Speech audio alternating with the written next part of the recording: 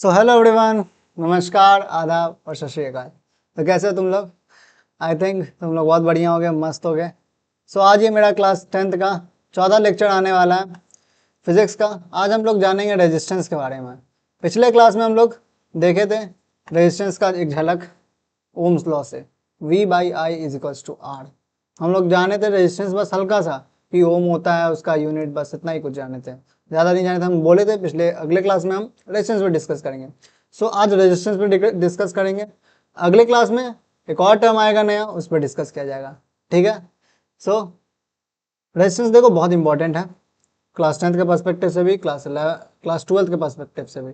जहाँ जहाँ electric related chapter होगा, इलेक्ट्रिसिटी रिलेटेड, वहाँ पर रेजिस्टेंस का यूज़ होगा, जान लीजिए। ठीक है। तो रेजिस्टेंस को समझना अच्छे से, क्या होता है, किस पर डिपेंड करता है, नहीं करता, सब कुछ जानना। ठीक है। आज छोटा वीडियो होने वाला है, बहुत बड़ा वीडियो नहीं होगा। सो एकदम आराम से देखने का, कोई दिक्कत नहीं है। ठीक है। और जो भी दिक्कत होगा हमको तुम पूछ सकते हो। ठीक, चलो स्टार्ट करते हैं। ठीक है। So resistance of a conductor क्या होता है? देखो, the electric current is a flow of electrons. पहले देखो क्या होता है, क्या है। एक कंडक्टर में मान लो एक तार है, उसके अंदर इलेक्ट्रॉन फ्लो हो रहा होगा। करंट जब पास कर रहा है तो इलेक्ट्रॉन फ्लो हो रहा होगा एक डायरेक्शन में, वही हम लोग पढ़े हैं, वही होता भी है। इलेक्ट्रॉन एक डायरेक्शन में, करंट इलेक्ट्रॉन एक डायरेक्शन में फ्लो होने लगता है। लेकिन क्या होता है, अब इलेक्ट्रॉन के एक फ्लो से क्या होता है कि जो वेलोसिटी ऑफ इलेक्ट्रॉन होता है एक दूसरे से कोलाइड करने लगता है। इलेक्ट्रॉन कभी कभी इलेक्ट्रॉन या तो एक दूसरे से कोलाइड करेगा या फिर किसी और अदर आइटम से कोलाइड कर जाएगा, जो कि मेटल है। जैसे ये वायर है, इसके अंदर इलेक्ट्रॉन फ्लो कर रहा है, तो ये भी तो एक सरफेस है, ये जो बाहर है वो भी तो एक सरफेस है, तो इसके एटम से टकराने लगेगा। तो क्या होता है, इलेक्ट्रॉन खुद में भी उलझ जाता था, उसका डायरेक्शन अपना खोता है, एंड एक फोर्स ऑफ अट्रैक्शन और रिपल्सन अंदर में वर्क करने लगता है। कोलिजन के कारण क्या होता है कि फ्लो ऑफ इलेक्ट्रॉन जो होता है वो डिस्टर्ब होता है, वो कमता है, वो डिक्रीज होता है, वही ओपोज होता है वहां पे, और उसी ओपोजिशन को हम लोग नाम देते हैं रेजिस्टेंस। अब किसी मटेरियल, किसी कंडक्टर में कितना ज्यादा रेजिस्टेंस होगा, वो किन किन बातों पे डिपेंड करता है, ये भी हम लोग पढ़ेंगे। और रेजिस्टेंस क्या हुआ, जो ओपोजिशन हुआ करंट के फ्लो को, उसी को रेजिस्टेंस कहेंगे। ओपोजिशन कैसे हो सकता है? इलेक्ट्रॉन इलेक्ट्रॉन खुद में ही टकरा जाए, या इलेक्ट्रॉन किसी अदर एटम से टकरा जाए, या फिर वो सरफेस ऑफ द मेटल से टकराए अंदर में। ठीक है।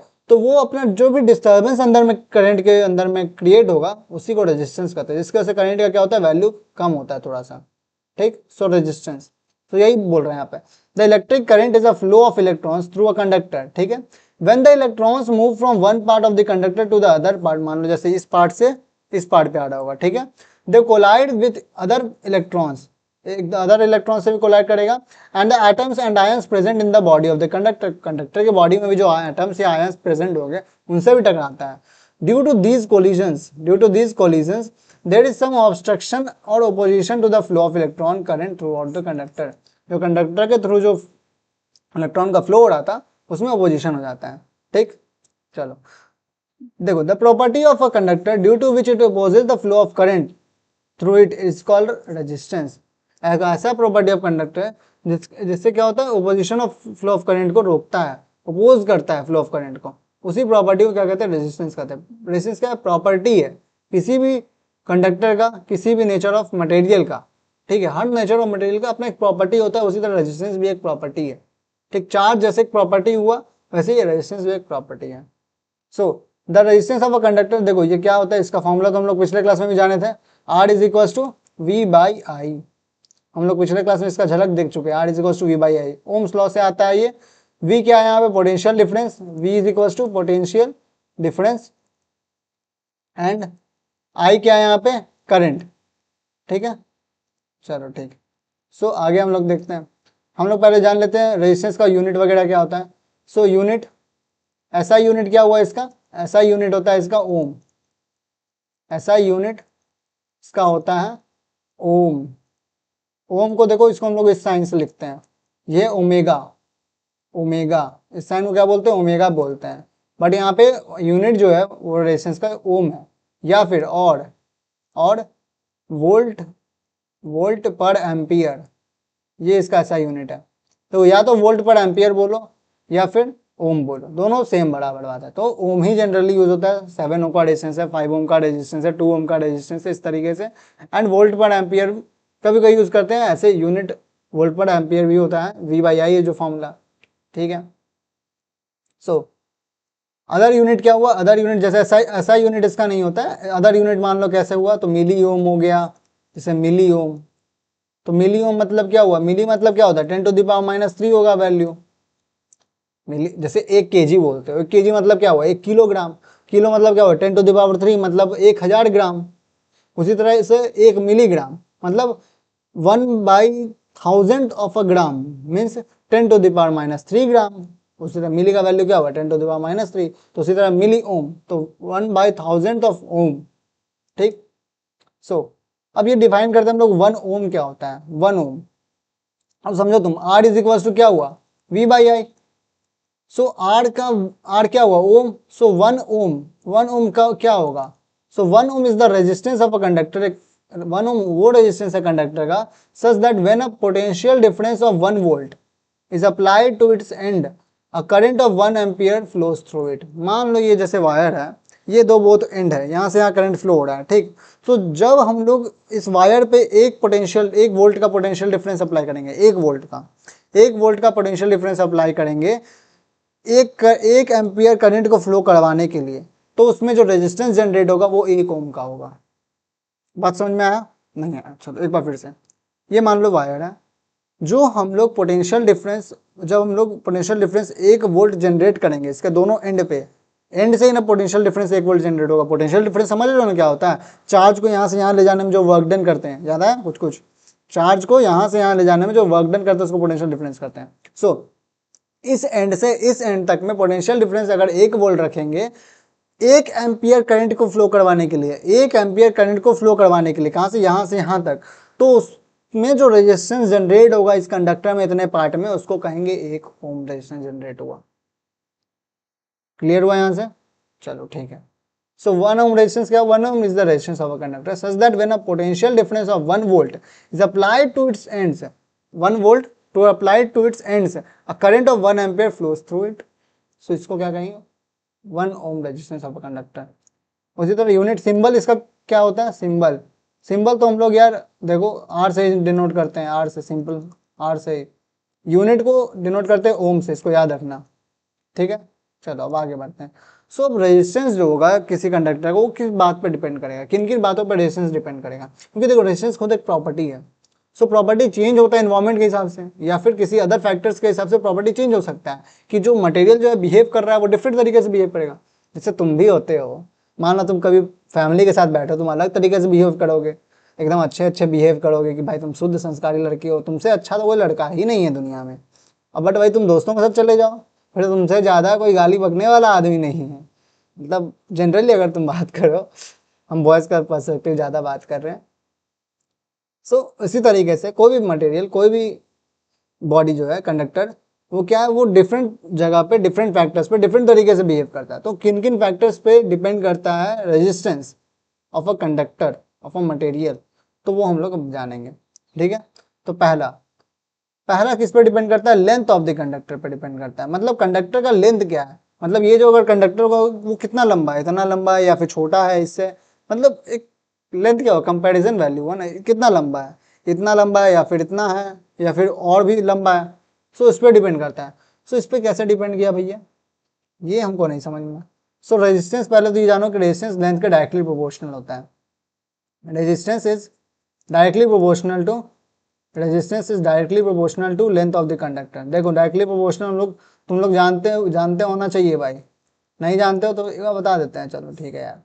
Resistance is directly proportional to length of the conductor. इसका मतलब क्या हुआ, if if resistance will increase, will be increased, अगर रेजिस्टेंस को बढ़ाओगे इसका मतलब क्या होगा, if resistance is increased, no no no, इसको इस तरीके से नहीं लिखो, दूसरे तरीके से फ्रेम करो।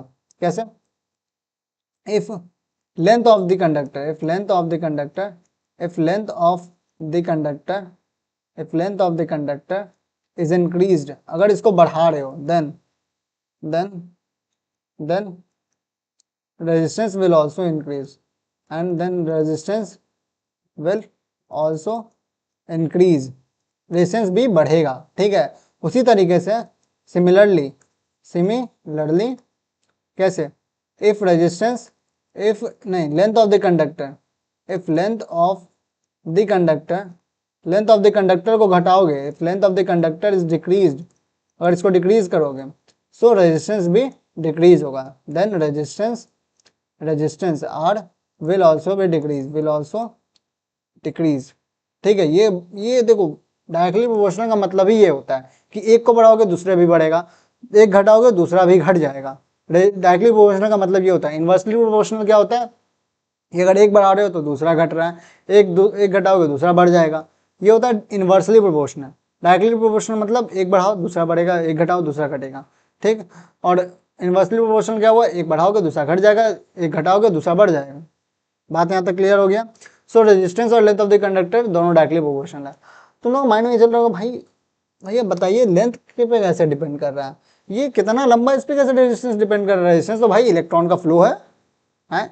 देखो अब समझो मेरा बात, अगर मान लो ये ही पेन है, ठीक है, ये इस एंड से हम लोग इस एंड को नाप रहे हैं, ठीक है, तो इसके अंदर रेजिस्टेंस कुछ आएगा। अगर यही एंड बहुत लंबा हो जाए और यही दोनों एंड को नापना हो, मतलब अच्छा लंबा छोटा, ये दोनों एंड है, ठीक है, इन दोनों एंड को नापना, हम लोग को रेजिस्टेंस निकालना है। इसी लेंथ को क्या किए और कॉन्ट्रैक्ट करते करते छोटा कर दिए, इतना छोटा कर दिया, ठीक है, इतना छोटा। अब यहाँ से यहीं नापना है हम लोग को। अब समझो जो इलेक्ट्रॉन जो यहाँ से इतने जा रहा होगा, इतने दूर तक जा रहा होगा, ए टू बी, ये पूरा का पूरा एंड तक कवर कर रहा होगा, तो वो उस बीच में ज़्यादा कोलाइड करेगा। समझो कोलिजन्स ज़्यादा टेक्स प्लेस होगा, जितना ज़्यादा ट्रैवल करेगा, जितना ज़्यादा दूर का हम लोग नापेंगे उतना ज़्यादा कोलिजन्स होगा और उससे उतना ज़्यादा रेजिस्टेंस बढ़ेगा। लेकिन अगर तुम लेंथ घटा दोगे तो रेजिस्टेंस भी घट जाएगा। क्यों? क्योंकि देखो इलेक्ट्रॉन्स का कोलिजन भी तो कम हो जाएगा, क्योंकि तुम बहुत कम एस्पेक्ट ऑफ एरिया को नोटिस कर रहे हो। बात समझ में आ रहा है? तुम मान लो किसी चीज को ऑब्जर्व कर रहे हो, बहुत बड़े एक्सपेरिमेंट पे ऑब्जर्वेशन कर रहे हो, तुम अपना ऑब्जर्वेशन मान लो बहुत छोटे चीज पे एकदम, जैसे एक्सपेरिमेंट बहुत बड़ा है लेकिन ऑब्जर्वेशन एकदम 2 ही 3 वैल्यू का ले रही है, तो तुम्हारा जो रिजल्ट आएगा वो डिफरेंट आएगा एज कम्पेयर टू व्हेन तुम बहुत सारा ऑब्जर्वेशन लोगे। नहीं समझ में आया? तुम ये बात समझने का ट्राई करो, ये पूरा लेंथ ऑफ द कंडक्टर है, यहाँ से यहाँ जब रेजिस्टेंस नोट करने जाओगे तो इलेक्ट्रॉन बहुत जगह यहाँ पे कोलाइड करेगा, यहाँ पे भी कोलाइड करेगा, यहाँ भी बहुत जगह कोलाइड करते चलेगा, तो इस वजह से रेजिस्टेंस कुछ होगा, ठीक है। लेकिन तुम मान लो यहाँ से यहीं तुम नोट कर रहे होगे, ठीक है, तो यहाँ से यहाँ में कोलिजन्स जो होगा इलेक्ट्रॉन का एज कम्पेयर टू यहाँ से यहाँ कम होगा ना, कोलिजन्स कम होगा क्योंकि दूरी भी तो कम ट्रेवल कर रहा है, तो इसलिए रेजिस्टेंस का वैल्यू भी कम आएगा। इसी तरह लेंथ ऑफ द कंडक्टर पे डिपेंड करता है। अगर तुम एक बहुत ज़्यादा बड़ा कंडक्टर ले लिए हो, बहुत ज़्यादा बड़ा तार ले लिए हो, तो उसमें रेजिस्टेंस ज़्यादा हो जाएगा एज कम्पेयर टू तुम बहुत छोटा छोटा तार ले रहे हो। अब समझ में आया रेजिस्टेंस कैसे डायरेक्टली प्रोपोर्शनल लेंथ के? तो मतलब लेंथ बढ़ाओगे तो रेजिस्टेंस भी बढ़ जाएगा कंडक्टर का, और अगर लेंथ घटाओगे तो रेजिस्टेंस कमेगा, क्योंकि उतना ही कम इलेक्ट्रॉन फ्लो करेगा, और जितना कम इलेक्ट्रॉन फ्लो करेगा उतना कम कोलिजन्स होगा। डायरेक्टली फ्लो करके तुम्हारा जो काम होगा वो काम कर देगा। ठीक है, चलो तो आगे बढ़ते हैं। ठीक, अब अगला अगला किस पे डिपेंड करता है? थिकनेस या area of the conductor, area cross section, area of cross section, area of cross section का बात हो रहा है, area of cross section, area of cross section of conductor. ठीक है, क्रॉस सेक्शन मतलब क्या? वो मान लो एक वायर है, ये मान लो एक वायर है, ठीक है, तो ये इसी को क्रॉस सेक्शन बोलते हैं। ये जो निब दिख रहा है ना, ये इसी को क्रॉस सेक्शन बोलते हैं। सो क्रॉस सेक्शन कैसा दिखेगा? ऐसा।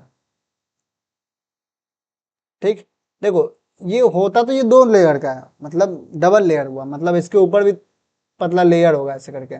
ठीक है, वेट वेट वेट, 1 मिनट, सही से इसको बनाते हैं, डायग्राम को अच्छे से बनाते हैं। ठीक है, एरिया ऑफ क्रॉस सेक्शन कैसे हुआ?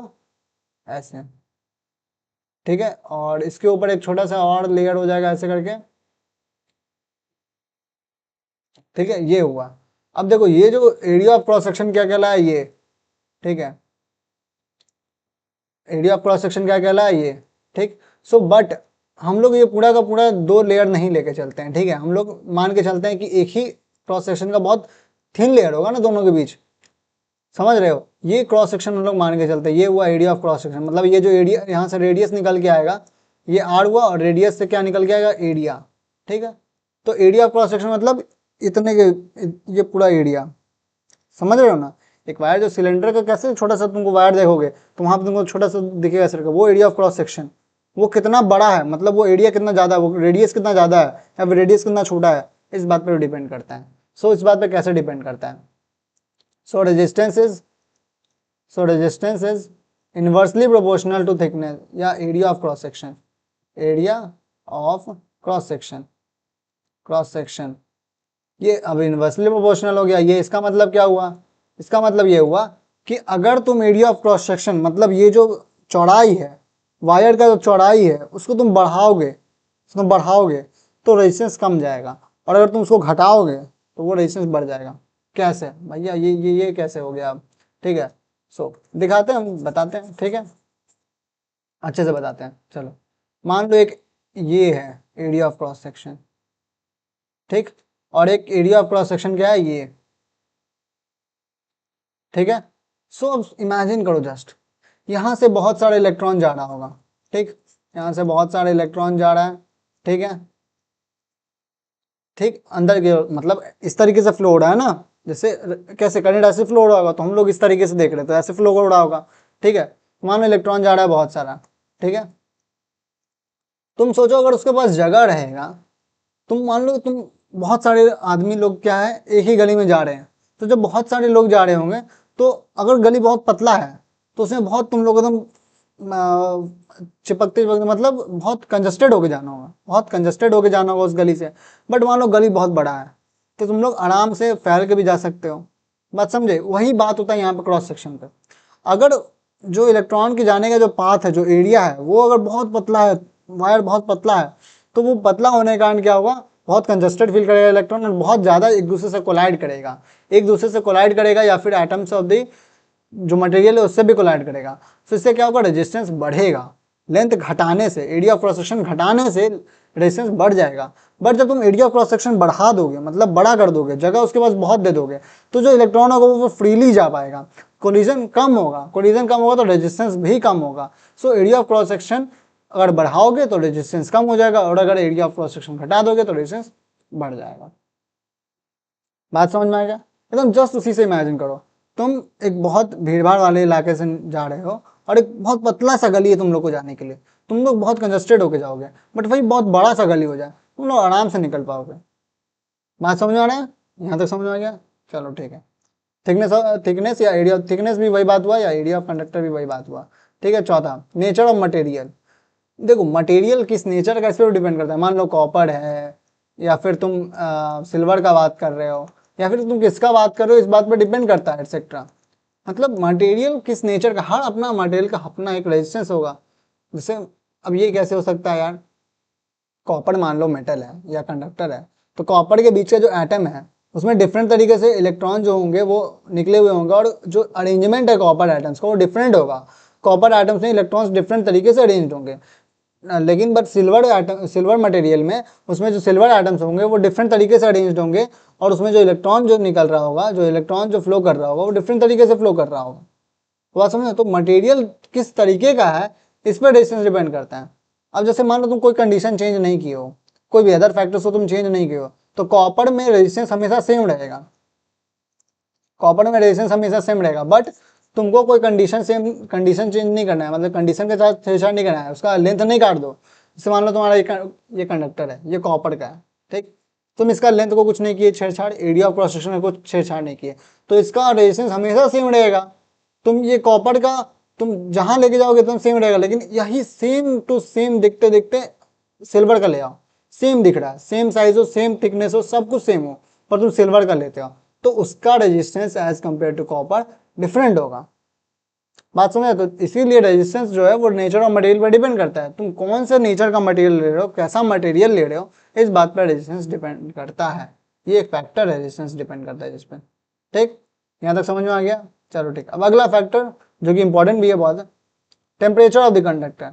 टेम्परेचर पे भी डिपेंड करता है। क्या ऐसे टेम्परेचर पे कैसे डिपेंड कर रहा है, देखो तुम टेम्परेचर बढ़ाए, ये मान लो वायर, इस पर तुम टेम्परेचर बढ़ाए तो इलेक्ट्रॉन का स्पीड भी तो बढ़ेगा। याद है टेम्परेचर बढ़ाने से काइनेटिक एनर्जी बढ़ जाता है एटम्स का, एटम्स, तो जब इलेक्ट्रॉन का स्पीड या फिर जब इलेक्ट्रॉन अनस्टेबल होगा, समझ रहे हो, एटम खुद में खुद बहुत काइनेटिक एनर्जी, एटम्स के बाद भी काइनेटिक एनर्जी आ जाएगा। सो इलेक्ट्रॉन का जो होगा कोलिजन वो बढ़ते चला जाएगा, इलेक्ट्रॉन का कोलिजन आपस में या फिर एटम से वो बढ़ जाएगा। क्यों, क्योंकि एटम्स के पास भी काइनेटिक एनर्जी आ गया, इलेक्ट्रॉन्स के पास भी काइनेटिक एनर्जी आ गया, उन लोगों के पास काफी एनर्जी आ रहा है, क्योंकि टेम्परेचर से हम लोग उसको हीट एनर्जी दे रहे हैं और वो कहीं ना कहीं तो यूज़ करेंगे, तो इस वजह से क्या होता है, कोलिजन ज़्यादा होने लगते हैं, और जब कोलिजन ज़्यादा होने लगेंगे तो रेजिस्टेंस भी बढ़ेगा। सो रेजिस्टेंस किस पे, resistance is directly proportional to temperature, resistance is directly proportional to temperature of the conductor. ठीक है, याद रखना, टेम्परेचर बढ़ाओगे तो रेजिस्टेंस भी बढ़ेगा। It has been found that the resistance of all pure metals increases on raising the temperature, but ये सिर्फ pure metals के लिए अप्लाइड है, प्योर मेटल्स के लिए। प्योर मेटल्स मतलब सिर्फ कॉपर है, सिर्फ सिल्वर है, इस तरीके का ऐसे प्योर मेटल्स है तभी ये अप्लाइड है, ठीक। But and decreases on lowering the temperature, और घटेगा टेम्परेचर को लोअरिंग करते हुए, मतलब अगर तुम टेम्परेचर घटाओगे तो रेजिस्टेंस घट जाएगा, ठीक है। So but the resistance alloys like manganin, जैसे अलॉय जैसे क्या है, मैंगनीन, ठीक है, या फिर constantine and nichrome, okay, is mostly affected by that, is almost unaffected by that, इन लोग को टेम्परेचर से अफेक्ट नहीं पड़ता है। जैसे तुम अलॉय ले लो, अलॉय क्या, अलॉय जैसे हो गया, कैसे कैसे, मैंगनीन हो गया, कॉन्स्टेंटाइन हो गया, नाइक्रोम हो गया, ये सब क्या होता है, अनअफेक्टेड रहता है रेजिस्टेंस से, ठीक। अलॉय मतलब जानते हो, डिफरेंट मेटल्स या मटेरियल्स को मिला के बनता है अलॉय, ठीक। मैंगनीन का अलॉय, कॉन्स्टेंटाइन का अलॉय, निक्रोम का अलॉय, इसको टेम्परेचर से उतना फर्क नहीं पड़ता है। जैसे और सब में क्या होता है, टेम्परेचर बढ़ाओगे तो रेजिस्टेंस भी चेंज होता जाएगा, बट इन लोगों को फर्क नहीं पड़ता है। क्यों नहीं होता है, वो तुम जाके पढ़ोगे बहुत बढ़िया तरीके से, ठीक है। चलो अब आगे बढ़ते हैं। चारों फैक्टर जान दिए हम लोग। पहला, length of the conductor directly proportional है, area of cross section inversely proportional है, टेम्परेचर पे डायरेक्टली डिपेंडेंट है, लेकिन सिर्फ प्योर मेटेरियल के लिए, जो अलॉयज है उन पे फर्क नहीं पड़ता है ज़्यादा, और उसके बाद नेचर ऑफ मटेरियल पे भी डिपेंड करता है। सो ठीक है, यहाँ तक समझ गए, चलो यहाँ तक एकदम समझ में आ गया। चलो अब देखो तुम, हम लोग अब क्या जाने, रेजिस्टेंस जो है वो डायरेक्टली प्रोपोर्शनल है लेंथ ऑफ द कंडक्टर पे, ठीक। रेजिस्टेंस जो है वो इन्वर्सली प्रोपोर्शनल है और एरिया ऑफ क्रॉस सेक्शन पे, एरिया ऑफ क्रॉस सेक्शन पे, ठीक। ये हम लोग जाने जाने ना। अब इसी से हम लोग क्या जानेंगे, इसी से हम लोग जानते हैं, इसी से हम लोग दोनों को एक साथ लेके इक्वेट करते हैं। R is directly proportional to L by a. ये अब क्या हो गया, ये क्या नया वाला आ गया, ये कैसे हो गया भाई, देखो ये ऐसे हुआ कि जो रेजिस्टेंस है वो डायरेक्टली प्रोपोर्शनल है लेंथ के, और जो रेजिस्टेंस है वो इन्वर्सली प्रोपोर्शनल है लेंथ के। हम लोग सीखे हैं, इन्वर्सली प्रोपोर्शनल को 1 बाई में लिखते हैं और डायरेक्टली प्रोपोर्शनल को सामने लिखते हैं, ठीक है। तो उसी तरीके से ये हम लोग फॉर्मूला निकाले, R is directly proportional to L by A, means L जो है वो, आर जो है वो लेंथ के डायरेक्टली प्रोपोर्शनल है और इन्वर्सली प्रोपोर्शनल है एरिया के। सो इसको आगे जब डायरेक्टली प्रोपोर्शनल को हटाओगे, जैसे कैसे ओम्स लॉ में डायरेक्टली प्रोपोर्शनल या इन्वर्सली प्रोपोर्शनल साइन हटाते हैं तो एक कांस्टेंट लाते हैं, इसी तरह यहाँ भी ये कांस्टेंट लाएंगे, जो आएगा R is equal to rho into l by a क्या है, cross section, area of cross section of the conductor, l क्या है, length of the conductor, R क्या है, रेजिस्टेंस, और ये क्या है, ये है रो। सो क्या कहते हैं, रो, आर एच ओ। देखो इस साइन को कहते हैं डेल्टा, साइन को क्या कहते हैं, डेल्टा कहते हैं, लेकिन यहाँ पे जो यूज हो रहा है उसको रो कहते हैं, ये होता है डेल्टा का साइन, डेल्टा, ठीक है। सो यहाँ पे क्या हुआ, रो, इसको क्या कहते हैं, रो कहते हैं, ठीक। ये क्या है, रेजिस्टिविटी है, ये रेजिस्टिविटी। देखो रेजिस्टिविटी क्या होता है, हम लोग नेक्स्ट क्लास में पढ़ेंगे, ऐसे कैसे हम लोग रेजिस्टेंस हम अभी पढ़ रहे हैं, तो उससे रेजिस्टिविटी के बारे में हम लोग नेक्स्ट क्लास में जानेंगे। सो रेजिस्टिविटी है ये क्या है, rho is equal to resistivity, resistivity ये क्या होता है हम लोग जानेंगे, इसको क्या बोलते हैं, रो, ठीक है। इसको इस साइन से डिनोट किया जाता है, ठीक। उसी तरह एल क्या है यहाँ पे, एल क्या है यहाँ पे, एल है length of the conductor, length of the conductor. A क्या है, area of cross section, area of cross section,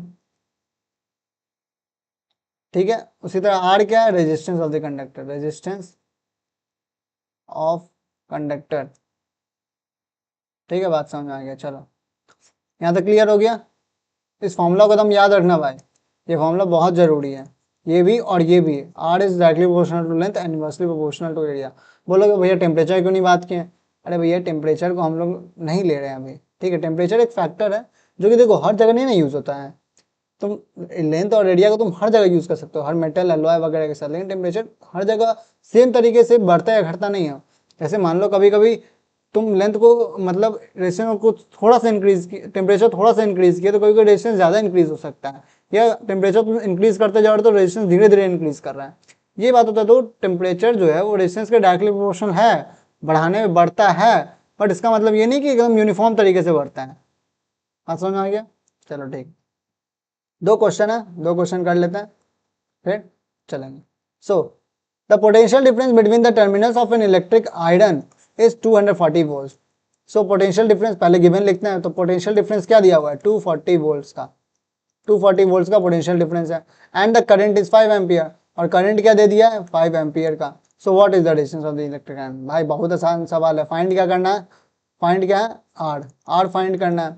so R is equal to, since R is equal to V by I, V by I होता है, तो V क्या है 240 by 5 ampere is equal to, देखो 5 4 20, 20 और 4 0 8, 48 ओम। ठीक, 48 ओम, या फिर इसको लिख सकते हो 48 वोल्ट पर एम्पियर, वोल्ट पर एम्पियर ऐसे करके, क्योंकि यूनिट में एम्पियर को ए से लिखते हैं। ठीक, सो ये हो गया तुम्हारा आंसर। जनरली हम लोग यही यूज करते हैं कॉमनली। ठीक है, सिंपल सा क्वेश्चन था, कोई हार्ड नहीं था। चलो ठीक, अब इस क्वेश्चन पे आओ। देखो, a potential difference of 10 volt, potential difference कितना 10 volt is needed to make a current of 0.02 ampere. So ठीक है, so potential difference PD is equal to 10 volt is needed to make a current of 0.02 ampere, means current कितना दिया 0.02 ampere current बनाने के लिए जरूरी है। A flow through a wire, इतना एम्पियर करंट फ्लो कर रहा है एक वायर से। What potential difference is needed to make a current of 250 milliampere flow through the same wire. देखो ये पी डी 1 दिया हुआ है और ये करंट 1 है। उसी तरह in another case, case 2, P D 2 क्या होगा, पोटेंशियल डिफरेंस 2 ऑफ, क्या रखेंगे हम लोग कि जो करंट हो वो 250 मिली एम्पियर आ जाए। Milli ampere means 250 into 10⁻³ ampere आ जाए। ठीक है, चलो अब यहाँ तो तुम सोच लिया, समझ गया कैसे निकालेंगे। सोचो सोचो सोचो सोचो। अब देखो तुम यहाँ पे टर्म पकड़ो और दिमाग लगाओ, थोड़ा सा दिमाग लगाओ। ठीक है, नहीं हो रहा तब देखो वीडियो, वीडियो पॉज करो और सोचो कैसे निकालेंगे रेजिस्टेंस। ठीक है, देखो यहाँ पे अब देखो बताते हैं।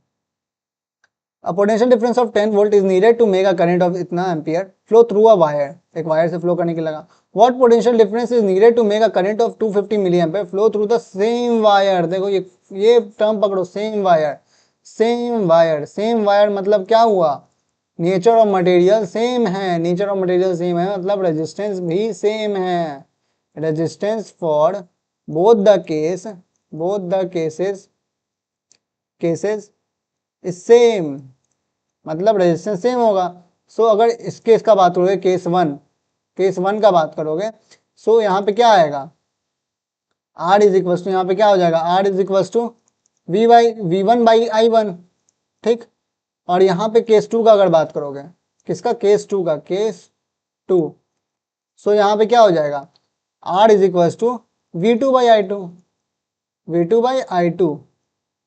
बात में आर कैसे सेम है दोनों का नेचर ऑफ मटेरियल सेम है, दोनों सेम ही वायर यूज कर रहे हैं। तो जब नेचर ऑफ मटेरियल सेम है, हम लोग लेंथ लेंथ या फिर एरिया से कोई छेड़छाड़ किए नहीं है, या फिर टेम्परेचर से कोई छेड़छाड़ नहीं किया है, तो रेजिस्टेंस सेम रहेगा दोनों का। जब रेजिस्टेंस सेम रहेगा तो R is equal to V1/I1, R is equal to V2/I2। So therefore देखो ये दोनों इक्वेशन को कंपेयर कर रहे हैं, इक्वेशन 1 और ये इक्वेशन 2 नाम दे दिए। सो कंपेयरिंग, अगले पेज में चलते हैं, चलो कंपेयरिंग, कंपेयरिंग देखो वही बहुत मेन इंपॉर्टेंट बात था। ठीक है, कंपेयरिंग इक्वेशन 1 एंड इक्वेशन 2। ठीक है, कंपेयर किया दोनों को, तो क्या आएगा, V1/I1 is equal to V2/I2, क्योंकि आर तो दोनों का इक्वल है। सो V1 का वैल्यू क्या है 10 वोल्ट बाई I1 कितना है 0.02 ampere, 0.02 ampere is equal to V2 नहीं पता है हम लोग को, I2 का वैल्यू क्या है 250 मिली एम्पियर, 250 मिली एम्पियर, मिली मतलब 10⁻³ एम्पियर। ठीक, तो क्रॉस सेक्शन क्रॉस मल्टीप्लाई करते हैं, तो क्रॉस मल्टीप्लाई करेंगे तो क्या आएगा, V2 is equal to 10 into 250 into 10⁻³ by 0.02 को कैसे लिख सकते हैं 2 इंटू 10⁻²। ठीक है, चलो अब आगे बढ़ते हैं। तो V2 इज इक्वल टू क्या आया, देखो 10 इंटू 250 इंटू 10 इंटू 250, अब देखो 10 टू द पावर माइनस 3 था तो वो नीचे चल जाएगा, सो वो नीचे आ गया।